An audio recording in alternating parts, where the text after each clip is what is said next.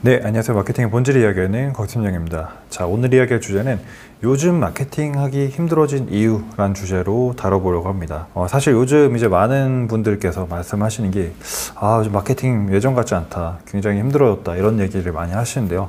조금 더 정확하게 표현하면은 마케팅 그 자체가 힘들어졌다기보다는 광고 성과가 예전보다 많이 떨어졌다, 이렇게 또 해석을 할 수가 있겠습니다. 왜 이제 광고만으로는 마케팅을 전부 커버할 수 없는지에 대해서 설명을 드려보도록 하겠습니다. 언제부터 우리는 이제 마케팅 이꼴 퍼포먼스 광고다 라는 인식을 좀 가지고 가게 됐습니다.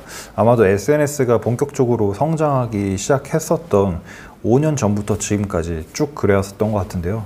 그 시간 동안 사실 퍼포먼스 마케팅은 즉각적인 그런 성과를 우리 브랜드에 안겨다 주었었던 것도 사실이긴 합니다. 그런데 현재 마케팅이 이제 문제를 겪고 있다고 주장하는 브랜드들을 살펴보면 그 퍼포먼스 광고에만 모든 마케팅 활동을 매몰된 경우에 마케팅에 이제 문제가 있다고 한 경우가 굉장히 많습니다. 반대로 지금까지도 꾸준히 잘 되고 있는 브랜드들을 보면 광고 활동 외에도 자신만의 컨텐츠, 자신만의 SNS 채널을 꾸준히 키워서 그를 통해서 오가닉 유입, 또 레퍼럴 유입, 이런 것들을 받아낸, 거기에서 전환을 스스로의 어떤 자생력을 길러낸 브랜드들이 지금 이 상황에서도 계속해서 잘 되고 있다라고 볼 수가 있겠습니다. 마케팅에서 광고란 하나의 선택할 수 있는 활동입니다. 그런데 이 광고가 가장 빠르고 정확한 판매 촉진 수단 중에 하나이기 때문에 광고하면 마케팅하면 광고, 이제 이런 대표성을 좀 띠게 된 성격이 있는데요. 그런데 단지 광고만 한다고 해서 이게 마케팅을 전부 다 하고 있다, 이렇게 보기는 조금 어렵다라는 겁니다. 고객의 구매 여정을 기초로 퍼널을 한번 그려보도록 하겠습니다. 퍼널은 깔때기를 의미하죠.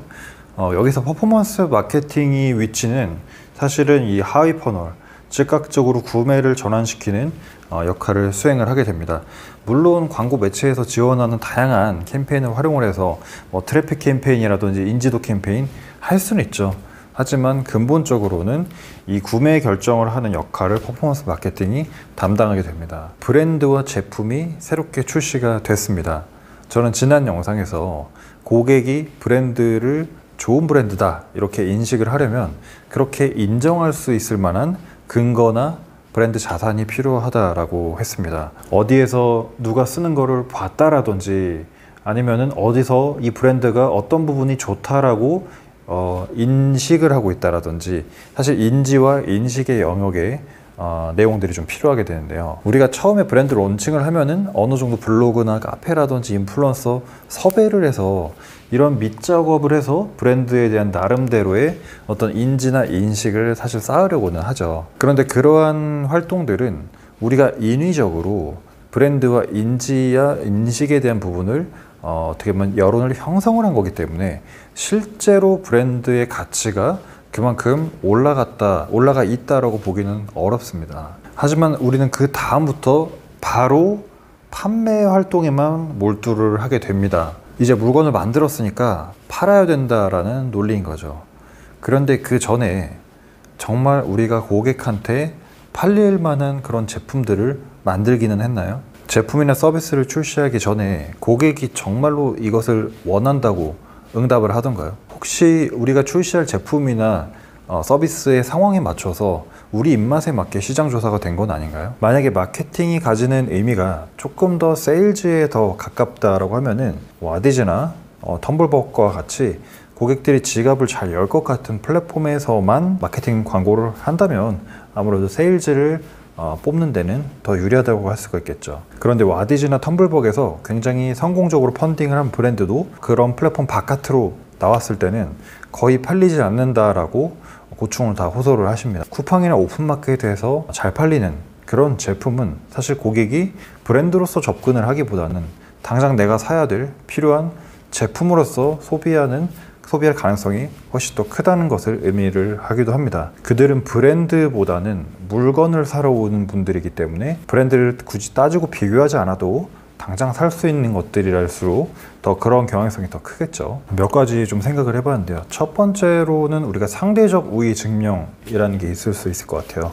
뭐 예를 들어서 우리가 어떤 경쟁 브랜드와의 어떤 경쟁에서 조금 더 우세에 있다라는 걸 증명하는 어떤 실적이라든지 뭐 수상이라든지 아니면은 뭐 어워드 뭐 이런 것들이 있을 것 같고요. 두 번째로는 절대적 우위 증명이 가능하겠습니다. 우리가 흔히 이제 브랜드 USP라고 부르는 뭐 인증이라든지 뭐 성분이라든지 효능 효과라든지 이런 특장점들에 대한 내용이 될 수가 있겠죠. 그리고 세 번째로는 유저의 증언, 실제 브랜드의 실체를 전달하는 내용으로서 앞서 우리가 주장했었던 상대적 우위, 절대적 우위가 정말 맞는지 고객의 입을 빌려서 그들의 입으로 조금 더 브랜드의 가치를 증명을 할 수가 있겠습니다. 그리고 이러한 브랜드 자산을 광고 소재나 랜딩 페이지만 넣는 게 아니라 온라인, 오프라인, 다양한 매체, 다양한 공간을 통해서 고객에게 보여주고 고객이 우리 브랜드와 첫 접촉, 인지를 하고 인식을 할 수 있는